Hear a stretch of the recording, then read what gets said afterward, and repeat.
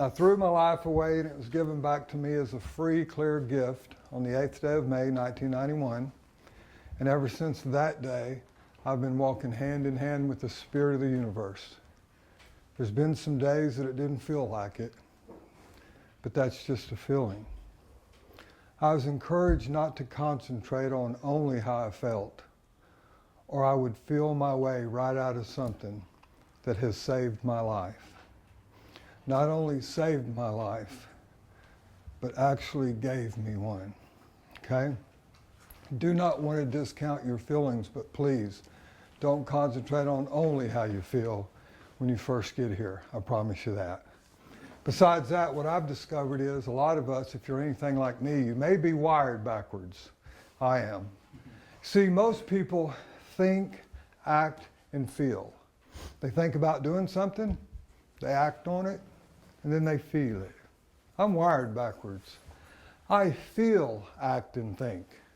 I can prove it to you. I'm in front of the judge for the 4th time, and he goes, "Why'd you do that?"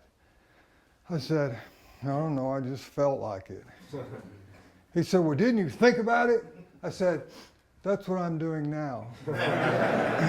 Anybody ever had that happen to you? I am very thrilled about doing this, okay?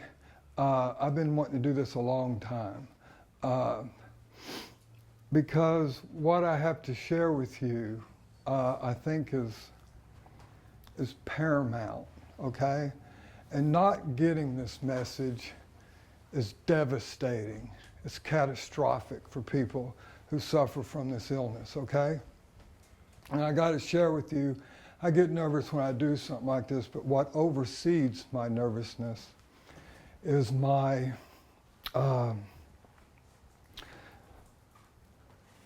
purpose and my want to share this, okay?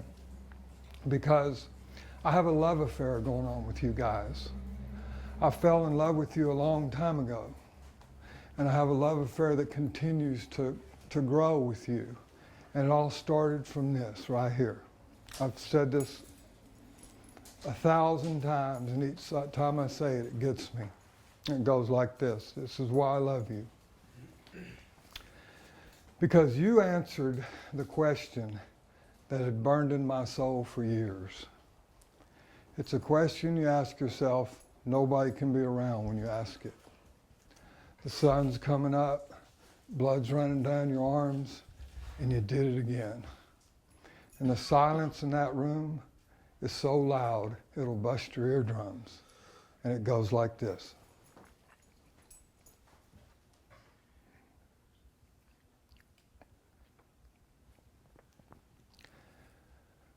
What's wrong with me? My God, what's wrong with me? You answered that for me. And right behind it, a solution. And I've been with you ever since. I want you guys to know that these seats right here are extremely precious. Someone's going to die within a rifle range of this house today from this disease. And when they die from it, they won't even know what's wrong with them. They'll just die from it. Not only do we have an opportunity to find out what's wrong with us, maybe we have an answer too, okay? And I got to tell you, man, those two things right there is the difference between life and death, okay? And I'm alive, and I want you to be alive. I've discovered a couple things on this path, and that is this. If you're alive, you might as well live. Okay? Because I promise you this, you can be dead, but still walk around. I did it for a decade. You will find many things on the ground. And the only thing that will give you any at all is the excitement of fixing a score and the depression of running out. And you won't get to play when they say things like, would you like to go spend time with your kids at the park? Not really. Would you like to do another shot? Yes, I would. Okay? And I've been watching you guys for 2 decades. And when you have children and you're getting out, and I go and I noticed what happened, or should I say what didn't happen to you here, there's a part of me that wants to beat you to your house and paint bullseyes on your kids' foreheads. Because I know what they're going to get, okay? But I wouldn't make it living like that with you. So what I've found is I've also seen the miracle. I have seen the glow of the miracle many, many times here. And when I see that happen to you, I know that it ain't just happening to you. It's happening to your mom. It's happening to your children. It's happening to your neighbors. I used to say, I'm grateful that I'm sober. The neighborhood's grateful that I'm sober. The state of Texas is grateful that I'm sober. My dogs are grateful that I'm sober. I tell you, boy, does it matter. Okay. What I want to describe here is, me and Joe, a long time ago, we'd talk about this, and one day we decided to draw it. We put it kind of visually. You know, I'm a visual type guy, so I like to draw. I know you're visual too. I've listened to many fifth steps around here. But I guess a couple ways I can first describe alcoholism is with a story that goes like this. There's these hunters, and they really enjoy hunting for elk, okay? Well, the only place these elk are on this island. It's a little bitty island. We have to rent a plane, one of those little pedal jumper planes to get to it. It's such a small island, that's where they hunt elk. Well, these three drunks like to hunt elk, so they hunted there. And anyway, they got some. The plane flies over there, they go to pick them up. The guy lands, he says, did you kill any? He goes, yeah, we killed 4 of them. The guy goes, you ready to go? And I said, yeah, but I can't take 4 elk and all 3 of y'all. The plane won't carry that many, you know. Well, the drunks go, last year the guy who picked us up did. We caught 4 elk and all 3 of us, he flew us out of here. Well, they were good paying customers, you know. So the guy goes, well, if the other guy did it, I guess I will too. So anyway, they loaded up the 3 drunks and the 4 elks, and they took off. Sure enough, they flew about 2.5 miles and crashed. The 2 drunks crawled out of the airplane. One goes, where are we? The other drunk goes, looks like we're about 100 yards from where we wrecked last year. You know what I mean? So always thinking it's going to be different this time. You know what I'm saying? And I promise you it ain't. Got another message for you. If you drink, you got 2 things to worry about. One is if you can stop, the other is if you can't stop. If you can stop, you ain't got nothing to worry about. If you can't stop, you got 2 things to worry about. One is you're alcoholic, the other is that you're not an alcoholic. If you're not an alcoholic, you ain't got nothing to worry about. If you are an alcoholic, you got 2 things to worry about. One is you'll die, the other is that you go permanently insane. If you go permanently insane, you ain't got nothing to worry about. If you die, you've got 2 things to worry about. One is you go to heaven, the other is that you go to hell.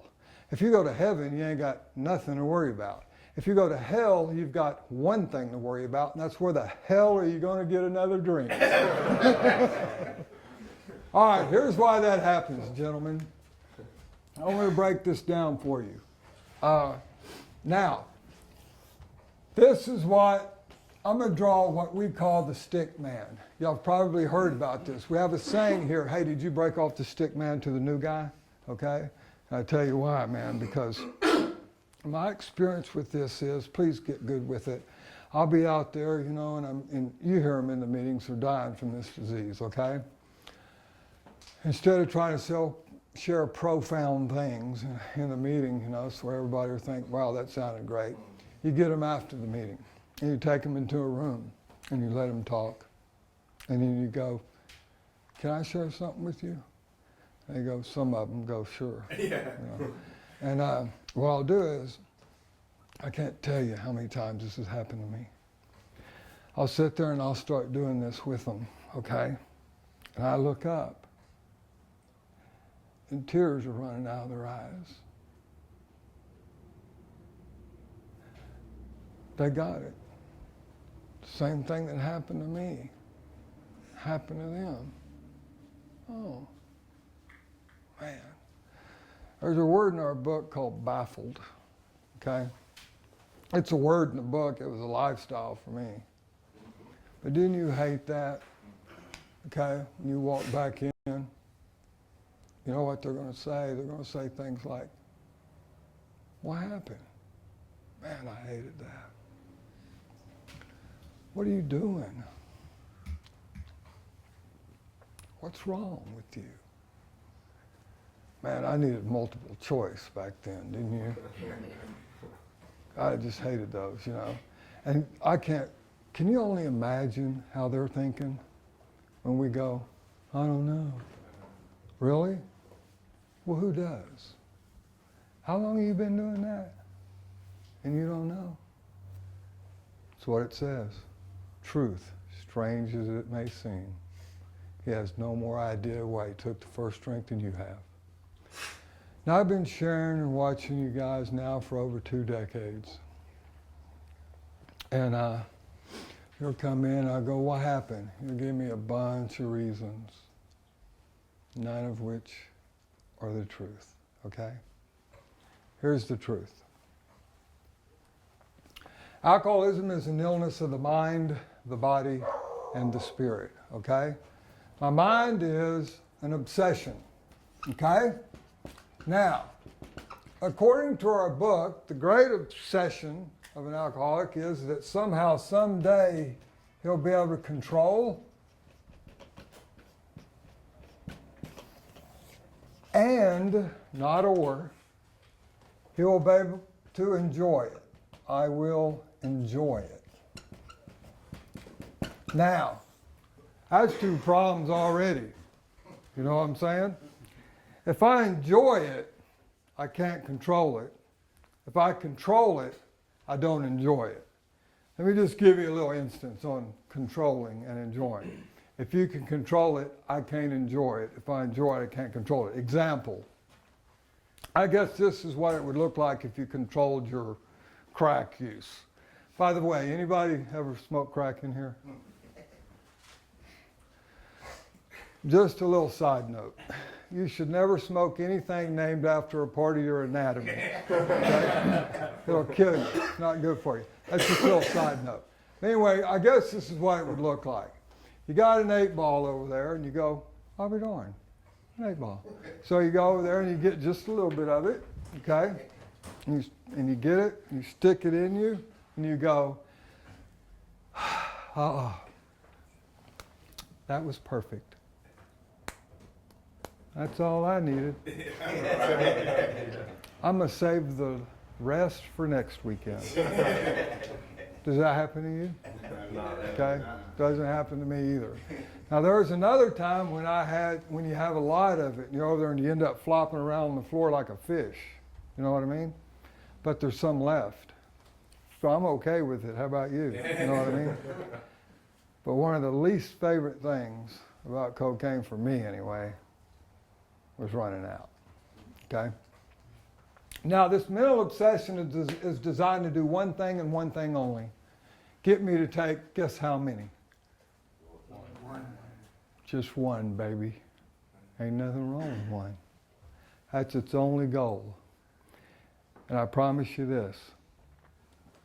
this obsession will cause me to take one in front of every issue in my life, including my life, okay? Now, what is an obsession? How would I know if I had one of those? I always like to describe it like this. How many of us can relate to growing up and getting obsessed with a girl before, or a guy, whatever your deal is, you know, right? Y'all remember that? Here's what it looks like. It happened to me. So I'm at the kettle talking to my friend. I'm going, look, I'm done with her. I don't even like her anymore. I'm finished. I wonder where she's at. Well, I don't care where she's at. I don't even like her anymore. I'm done. Wonder who she's doing now. Now, I want you to know if I had a choice that day, my choice would have been not to think either one of those. But did you notice they came against your will? Okay? Well, here's what else you need to know. That's T-ball league stuff, kindergarten stuff, baby land. Here's the difference. That goes away. This is progressive and chronic. And I promise you, the thought will come against your will that you'll be able to control and enjoy it again, and that this time will be different. La, la, la, la, la. And I got to tell you the horror of alcoholism, gentlemen. It also says, perhaps he doesn't think at all. My God, are you saying that we can use without even thinking about it? Yes, gentlemen, I am. We ask his protection and care with complete abandon. Now, this obsession, how would you know if you had one of these or not? It's a real simple question. Here it is. Example, who in here has ever stayed sober before? Boom, there's one. When?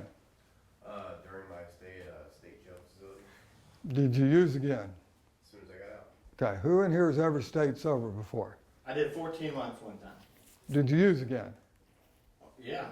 Well, who's in here has ever stayed sober before? I did 18 months one time. Did you use again? Yes, sir. Okay, who in here has ever stayed sober before? A year. Did you use again? It wasn't my fault.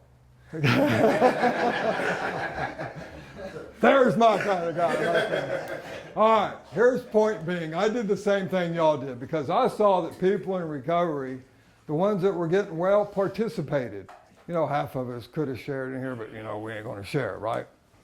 Well, I'm in group, a guy named Daryl S. Savaggio. By the way, you'd have a different guy right here if it wasn't for that angel. He walked in and goes, who's ever stayed sober before? Well, I wanted to play. I mean, what I got to lose here, so I, went.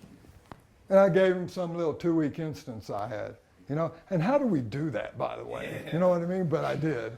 And he goes, did you use again? I was like, well, yeah. He goes, well, who's ever stayed sober before? I thought, nobody else is sure. And I thought, maybe it was my right hand that confused him, So I gave him my little left hand. I gave him this little other instance I had. Did you use again, Chuck? Well, yeah. He goes, well, who's ever stayed sober before? I was embarrassed for him. I thought, my God, they let him run group around here, And then all of a sudden, I got it. Here's the bottom line, gentlemen. Once we started using, 14, 15, 16, whenever it was, have I ever stayed sober? Look at that. That's why, gentlemen, the mistake I see people making in the recovery process is they're going to try to stay sober. Oh, the sobriety game, that's what you're doing. Good luck. Listen, a couple lines. Here's one.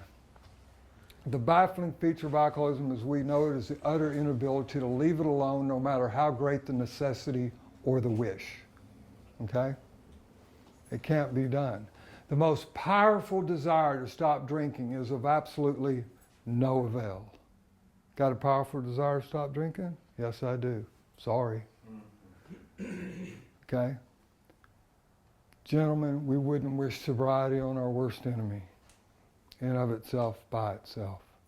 It will cause you to drink again. In other words, if you don't use, it causes you to use. Okay? One thing that I have discovered more than anything else is this. I couldn't quit till I knew I couldn't quit. As long as I thought I could quit, I couldn't. But when I knew I couldn't, then I could. Gentlemen, this is about seeking the power that is already inside of us. It's just merely blocked. And our specialty here is to show you precisely how to uncover, discover, and discard the things within you that are blocking the pre-existing fact of the power within us. Okay? Now, we're not here to convince you whether there is a God or not. That's religion's job. Our specialty is to convince you of the need for God. And that's what I'm going to try to do here. Okay?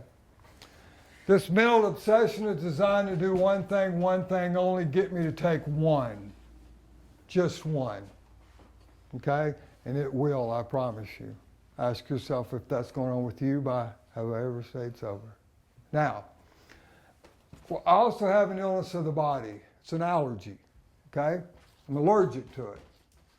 Good luck on hearing that message. Now, I'm going to put it right here in my body.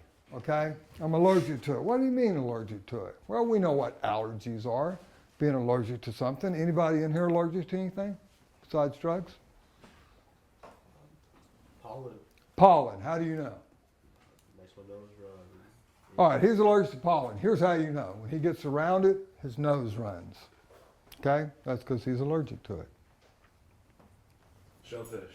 Shellfish. How do you know? Because if you eat it, it swells up your throat and have to go to If the I eat it? hospital. No, if I eat it. Oh, If okay. I eat it, sorry. All right, if you eat it, it makes your throat swell. Yes, sir. Okay, he's allergic to it. Here's how you know. When he eats shellfish, his throat swells. I like to do the tomato thing, okay? If I eat a tomato and I'm allergic to it, here's how you know. I break out in a rash. That's how you know. The symptom of my allergic reaction to tomatoes is a rash. The symptom of his allergic reaction to shellfish is his throat swells.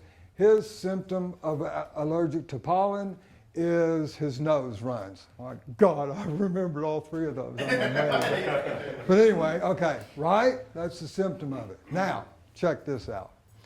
Let's say that I don't want to break out in a rash mentally, and I eat a tomato, will I? Yes. Yes, I will. You know why? Because it's not a mental problem. Okay? I really don't feel like breaking out in a rash today, and I eat one, will I? Yep. That's because it's not an emotional problem, okay? I believe in God. I just prayed and meditated, and I ate a tomato. Will I break out in a rash? Yes. That's because it's not a religious or a spiritual problem either. It's a medical problem, okay? The disease of alcoholism and addiction is a medical problem when it comes to this part of the illness. The symptom of my allergic reaction to drugs is this. What happens to you after you take one? I want another one. That's right. When I take one, it produces a craving for another one. Now, if you've ever experienced that craving, you know what I'm talking about. If you haven't, then sorry. Can't really describe it to you, and you probably won't be here to describe it to, okay? It is an allergy, and the phenomenon of craving at once becomes paramount among all other interests. I tell you what else it does, though. It also makes my mind go nuts, okay? Example, I'm in Denver Harbor, I run out, hate that part, pull in front of Smokey. Smokey, give me an 8-ball for my car. I have a 1976 Toyota Celica liftback. It ain't that shabby. It's pretty cool looking. I go, give me an 8-ball for my car. He goes, I ain't gonna do it to you, Chuck. I go, come on. You know, all that stuff. Come on. Half 8 for it. Get out of here, Chuck. Go on, go. I ain't gonna do it to you. Come on, man. A gram? No, get out of here. So I pull away in my car and I'm driving down I-10, 4 o'clock in the morning. I think, he's crazy. Man, he's stupid. Oh my God. I remember going to the dope house, knocking on the door. Hey, I need a shot. They said, that's $20. I go, my keen mind, $20 for 20 bucks joint? Go back there a little bit later. I need a shot. That's $20. your car and you can't pay rent. Okay. Go back a little bit later, need a shot. That's $20, a trip to the emergency room, and 4 years in the penitentiary.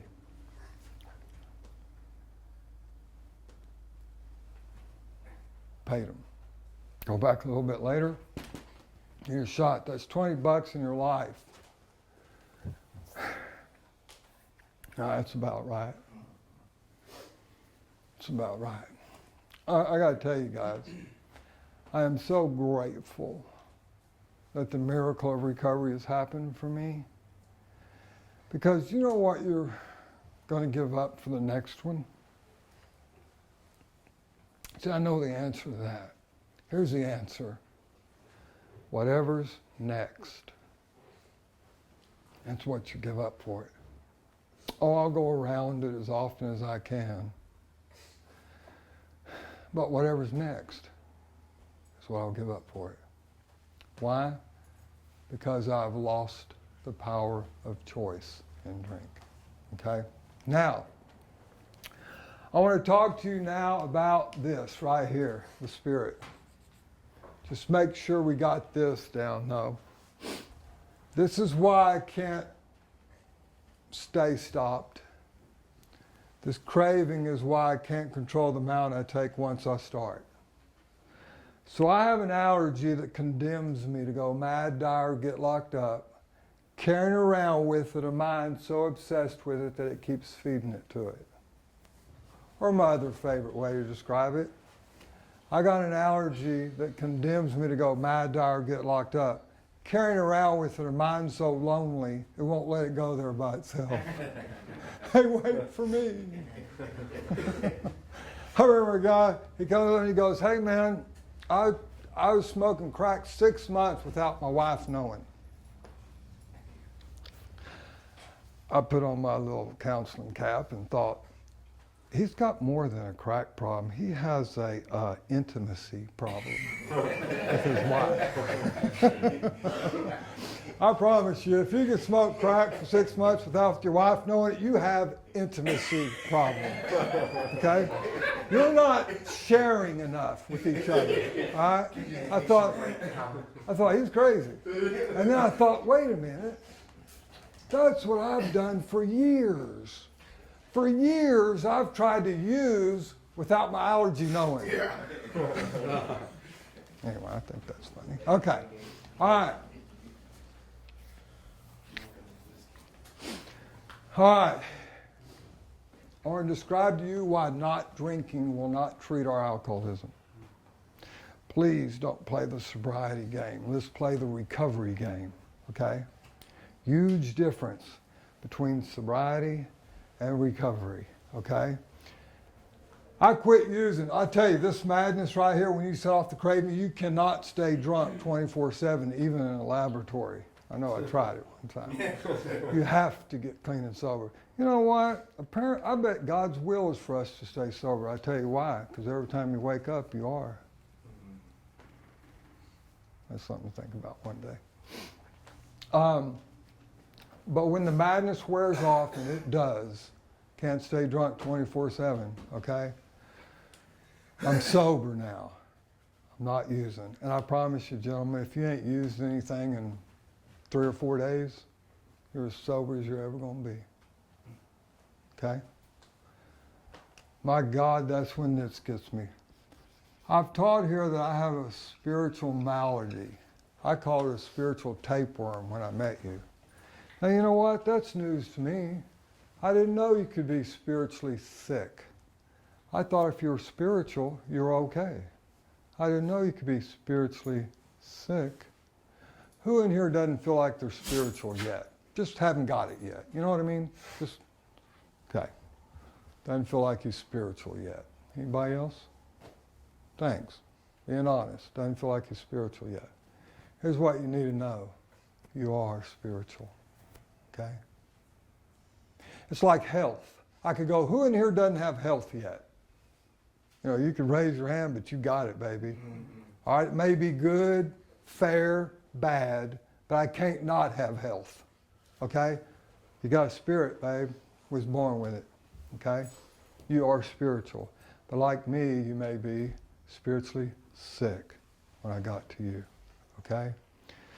Now, what causes that, of course, is we will describe precisely in masterly detail. Okay? What causes that and the answer to that.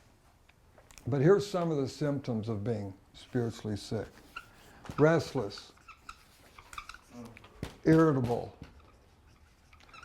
discontent's too big a word for me. I put bored,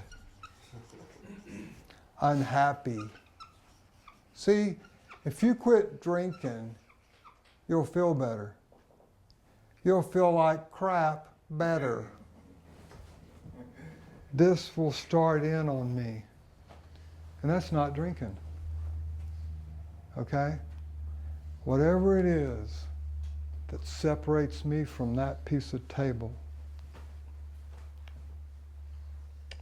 is covered up. It felt like it was gone. The spirit that burned so bright in me as a child was extinguished. And I couldn't light it back up. The only thing that felt like would light it back up was, you know. Okay? I ended up in Pasadena and Deer Park Hospital as a kid. I go to a PDAP meeting one time. I don't know how I ended up there, but anyway, they told me, they said, I had to meet the director.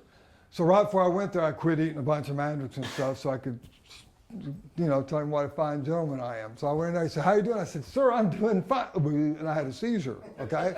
Well, they took me to Deer Park Hospital. I spent 30 days in there. I don't know what, I didn't hear anything, to be honest with you. But anyway, I got out.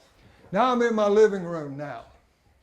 And I told my family members, I have a problem with drugs. And I'm not going to use them anymore. Don't ever do that. Because now they're watching, So I'm in the living room, I can remember at my parents' house going, yeah, I'm sober. I'm glad to be sober. And my sister, they just care about you. They're trying to help you. They walk up to you and go, now that you're sober, would you like to go to the park and look at the ducks?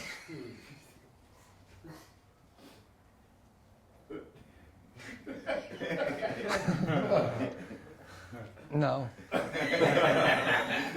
Hey, you want to go to Astro World?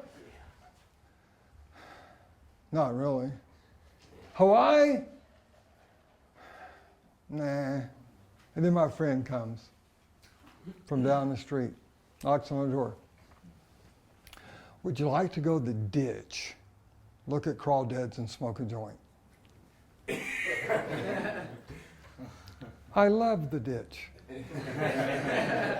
I am fascinated with crawdads, have been my whole life, okay? I mean, it matters so much, you know what I mean?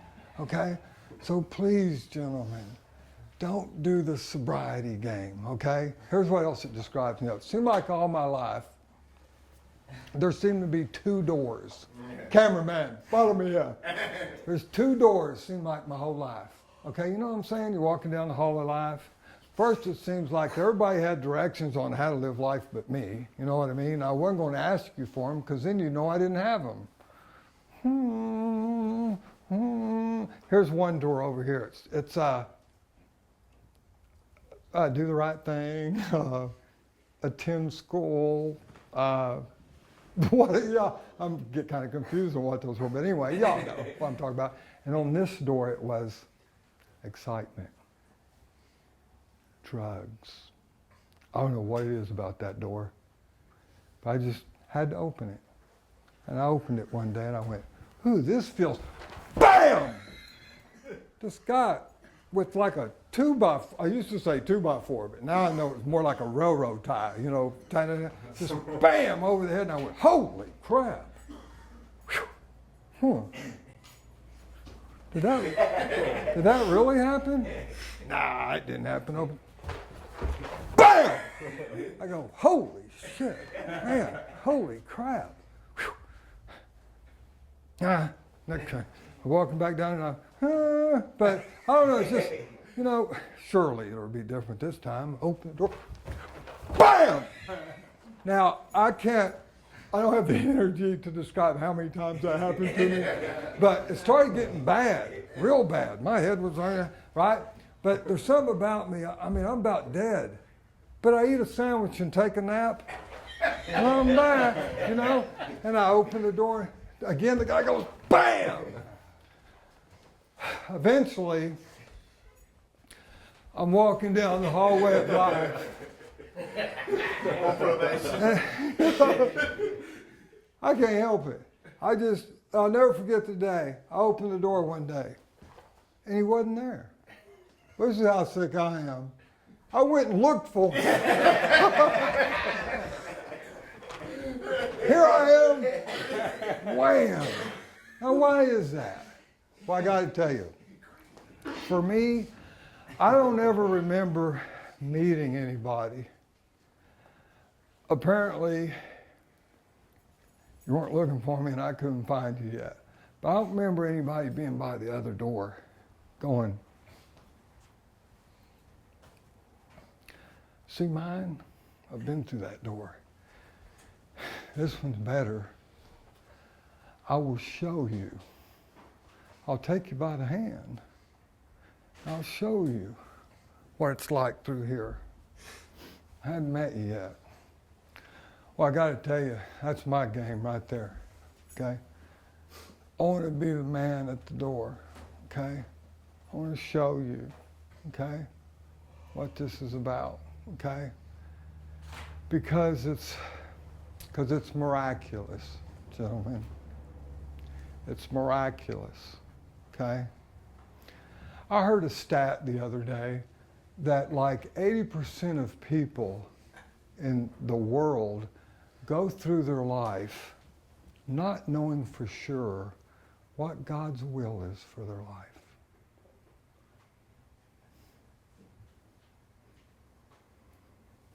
Welcome to recovery. You'll get that answer, I promise you that. And we have a book chocked full of God's will. Okay? And it's beautiful. Okay? Okay. So here's why you shouldn't try to stay sober. Because I have an obsession of mine that will come back. You will think that, and I don't care if you want to or not, okay? And I can't learn enough about alcohol, alcoholism, treatment, therapy, the big book, God, or myself that will remove that. That, gentlemen, can only be removed by spiritual experience. And I hope you didn't hear me say that, oh, okay, I need to believe in God better. No. You see, I can shoot cocaine while I believe in God. Okay? This takes an experience, okay? An experience with the power that's been here since the beginning of time that makes the Rocky Mountains, moon and stars, and the river flow. Gentlemen, that power is inside of you. Believe it or not, there's a precise way to experience that power, okay? The only thing that removed this obsession. Allergy, still got it, okay? I'm allergic to alcohol and drugs, always will be. But you're looking at a recovered addict. What have I recovered from? The obsession. The obsession of mine, okay? I no longer obsess on shooting coke or eating pills today. Now, I could prove to you that I still have an allergy, you know, come over here, give me a shot of dope, watch how I live, okay? And then sober me up. But we're not going to do show and tell. And the sad thing about it is, gentlemen, just get involved in this way of life. You don't have to do it. Many people will do it for you, okay? All right, unfortunately. You need to know that the majority of people with this condition will die from this condition, okay? But here's what else you need to know. There are millions of us. Millions of us. In living rooms just like this one around the world that are free. That are walking this earth with this illness free. Not only free though, gentlemen. You see, I believe God loved me so much that he gave me an illness that if I don't seek his will on a daily basis, I'll die. What that means is this is a medical problem. The answer is spiritual. And because the answer is spiritual, I can get weller than I would have been if I'd have never been sick. How beautiful is that? How beautiful is that? They say if you talk to people on their deathbed and you ask them what they wish they'd have done, it's not going to be, I wished I had a bigger car, a faster house, and all that stuff. They're going to say things like, I wished I would have told I loved them more often. I wished I would have spent more time and attention with. Okay, the things that I'm sharing right now are the answer to this illness, to the recovery process, okay? I believe an alcoholic and an addict, of course, is this obsession of the mind, algae of the body. I guarantee you that. But I've been watching you, and then I watch myself. I vigorously participate in spiritual principles. Give me anything that's got to do with growing spiritually, and I'm on it, okay? I've been seeking and seeking and seeking this power. And I am now convinced that what an alcoholic and an addict truly is an individual with an extreme capacity to love, but with no way to express it. And not only can I not express it, I can't receive it either. So if you try to love me, you'll get sick. Okay? Now I'm going around one day and all of a sudden I'm skipping school and I meet Colton Ponton. They're poking holes in the bottom of sluice cans, suck them down real fast, and I did too. I got to tell you, that day when I took those drinks, I expressed love that day. I loved Colton Ponton. I loved where I was, and I loved everything about it. But you see, I'm a spiritual thief. I stole my experience from the outside and put it on the inside. I call alcoholism a counterfeit spiritual experience. Because gentlemen, I got to talk to you for a second. Alcoholism, it's not only what it does to me, although it will. You need to know what makes me an alcoholic and an addict is what it does for me. You see this stuff going on over here? Restless, irritable, bored, discontent, unhappy, and resentful? Guess what? This obsession that I'll be able to enjoy it comes back even if I can't control it. And I take one. And guess what? It goes away. Wow. It fixed me. Seemed to. But then it sets my allergy off, and y'all know the story on that.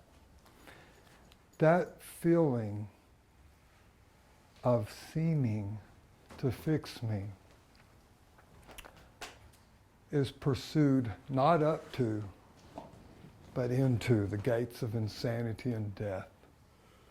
And I experienced that counterfeit spiritual experience with many, many things, okay? Then they'd wear off, and I'd be stuck in a body with an extreme capacity to love, no way to express or receive it. And I'd do some dope, and all of a sudden I loved. Stolen, of course, meaning you got to repeat it. It takes more, and then I got to tell you, the day that this happens to you, you're feeling like crap, used to be able to use, jump right out of me and love. One day I'm feeling like crap, I used, and I bumped up against me.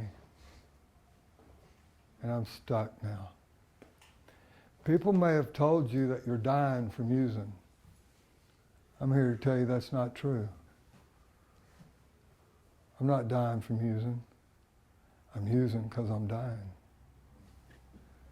Take it away from me and watch what happens.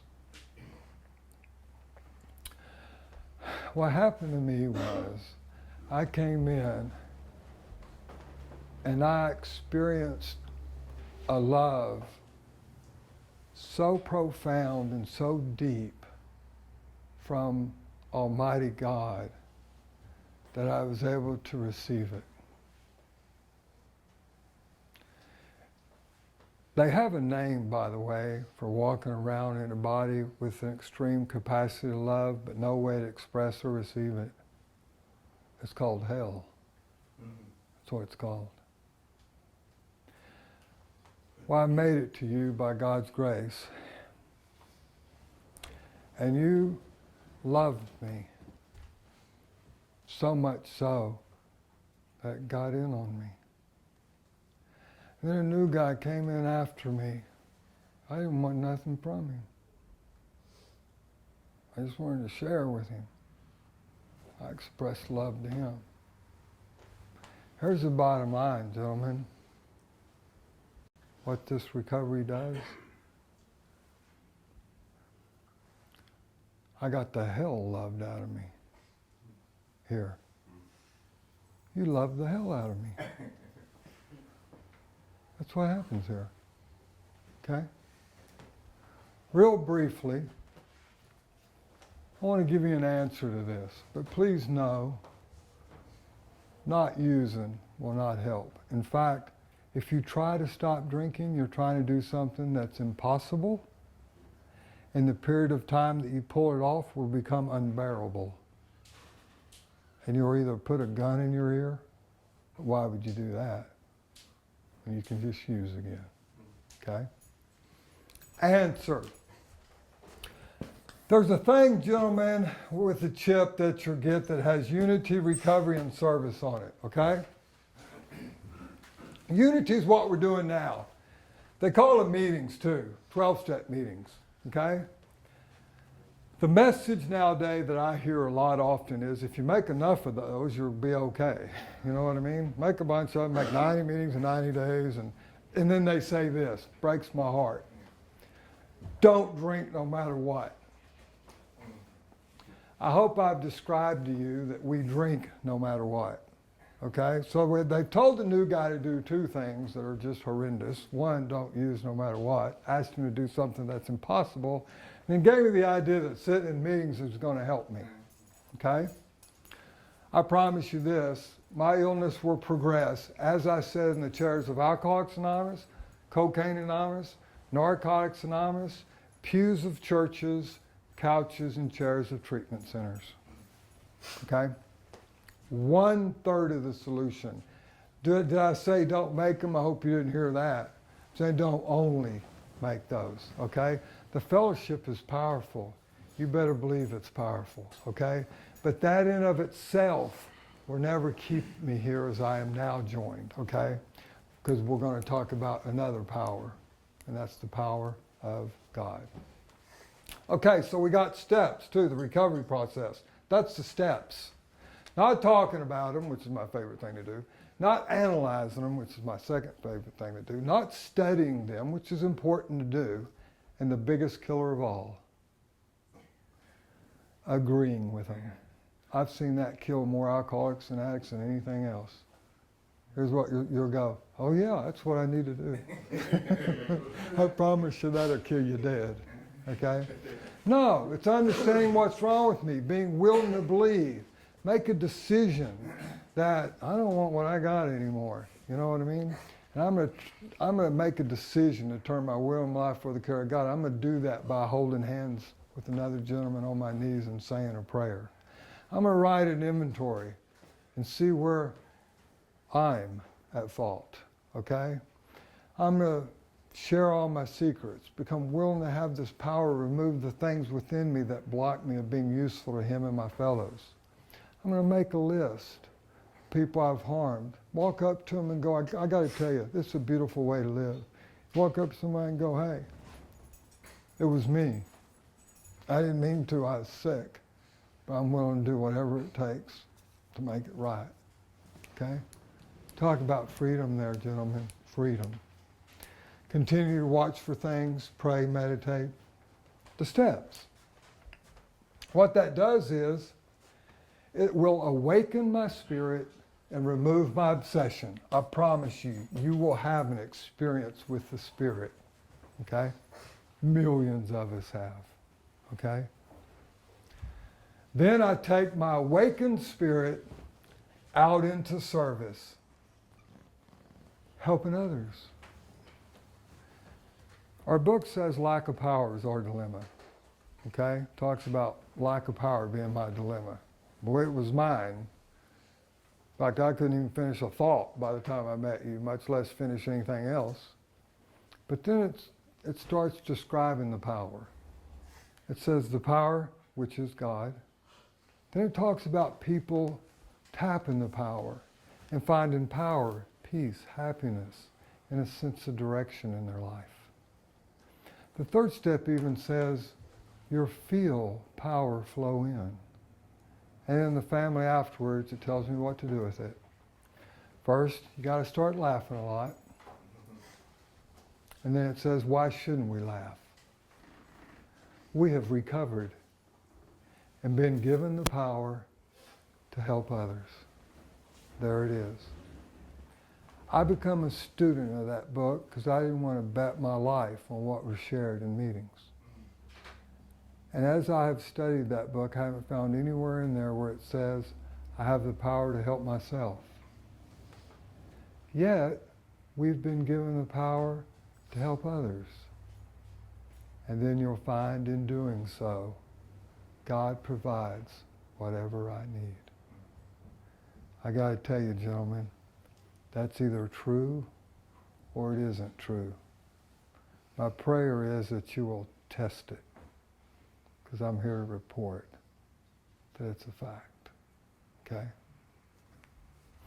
I have a lot more things to share about this. Don't like to make anybody sit down for more than an hour, but I want to say this to end with. I've spent approximately an hour trying to tell you something. And what I've been trying to tell you is I love you, and that you are worthy of love and belonging. Thanks.